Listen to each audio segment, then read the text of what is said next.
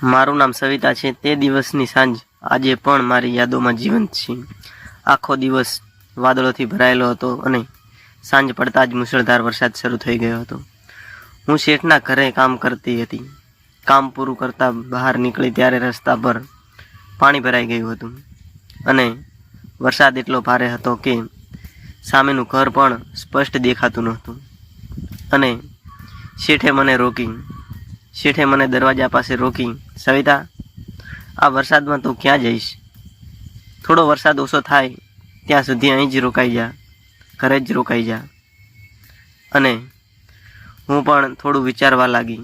હું થોડું અચકાઈને અંદર આવી। શેઠે મારા માટે ગરમ ચા બનાવી। અમે બંને બારી પાસે બેઠા અને બહાર વરસાદના ટીપાં બારીના કાચ પર સરકી રહ્યા હતા અને અંદર ચાની સુગંધ પ્રસરી રહી હતી।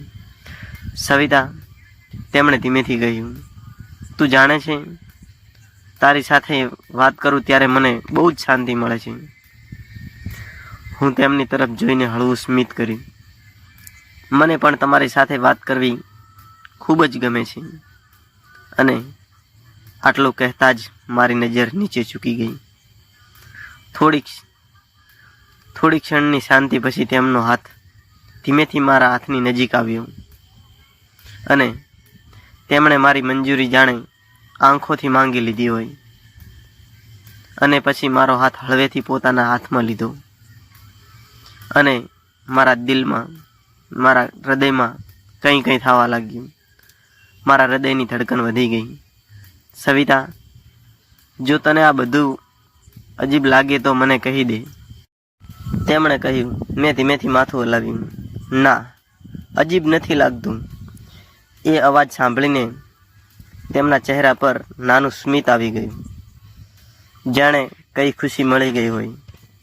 અને વરસાદ બહાર સતત વરસતો હતો અને અમારી વચ્ચેનું અંતર પણ ધીમે ધીમે ઘણું ઓછું થતું હતું।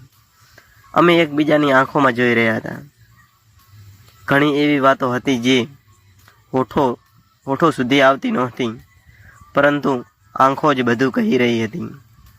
એ પછી અમારી વચ્ચે માત્ર માલિક અને કામદારનો સંબંધ રહ્યો નહોતો અને અમે એકબીજાના સુખ દુઃખ વિશે વાત કરવા લાગ્યા। તેઓ મારા સપનાઓ વિશે પૂછતા અને હું તેમના એકાંત વિશે સંભળાવતી હતી।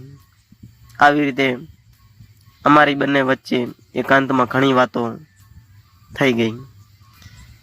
ક્યારેય ચાની સાથે લાંબી વાતો નથી, ક્યારેક માત્ર થોડી ક્ષણ માટે નજર મળી જતી અને આખો દિવસ સુંદર બની જતો। એક સાંજે તેમણે કહ્યું, સવિતા, હું તને માત્ર પસંદ નથી કરતો, મને લાગે છે કે હું તારી સાથે મારા જીવનની ઘણી વાતો વહેંચવા લાગુ છું। મારી આંખોમાં આંસુ આવી ગયા। પણ આપણો સંબંધ લોકો કેવી રીતે સ્વીકારશે? મેં પૂછ્યું અને તેમણે મારો હાથ પકડીને કહ્યું, લોકો શું કહેશે એ કરતાં શું ઈચ્છે છે એ મારા માટે વધારે મહત્વનું છે। મારા માટે એ શબ્દો ખૂબ મોટા હતા। મેં પહેલી વાર ખુલ્લેઆમ કહ્યું, મને પણ તમારી સાથે લાગણી થઈ ગઈ છે। અને એ સાંભળીને તેઓ થોડા સમય સુધી કંઈ જ બોલ્યા નહીં અને પછી માત્ર એટલું જ કહ્યું કે તો પછી આ લાગણીને ઉતાવળ નહીં, પરંતુ સન્માનની આગળ લઈ જઈશું। અને એ દિવસથી અમારા સંબંધમાં એક નવી શરૂઆત થઈ ગઈ। વરસાદ આવે ત્યારે અમે બારી પાસે બેસતા, ક્યારેક એક કપ ચા વહેંચતા અને ક્યારેક જૂની વાતો યાદ કરતા। એમની નજરમાં અમારા માટેનો પ્રેમ વધતો ગયો અને મારા મનમાં તેમના માટેનો વિશ્વાસ। એક દિવસ તેમણે મારી સામે લગ્નનો પ્રસ્તાવ મૂક્યો અને તેમણે કહ્યું કે સવિતા, હું ઈચ્છું છું કે તું મારી જિંદગીનો ભાગ બને, છુપાઈને નહીં પરંતુ માન સન્માનથી। અને મારી આંખોમાં પણ હવે આંસુ આવી ગયા। અને મેં હળવેકથી તેમનો હાથ પકડી લીધો. બહાર ફરી વરસાદ જોરદાર શરૂ થઈ ગયો હતો. એ જ વરસાદ જે ક્યારેય મને એકલી અને અજાણી લાગતો નહોતો, આજે મારા માટે પ્રેમની પહેલી યાદ બની ગઈ છે. અને ત્યારબાદ મારી અને શેઠની વચ્ચે જે સંબંધ બન્યો અને પછી જે પણ કંઈ બન્યું તે હું તમને આગળની વાર્તામાં જણાવી દઈશ. તો મિત્રો, વાર્તાનો આગળનો ભાગ સાંભળવા માટે વિડીયોને લાઈક આપી ચેનલને સબસ્ક્રાઈબ કરી દેજો અને કોમેન્ટમાં પાર્ટ 2 લખી દેજો. એટલે મિત્રો, આ જ વાર્તાનો બીજો ભાગ પણ હું જલ્દીથી બનાવી દઉં.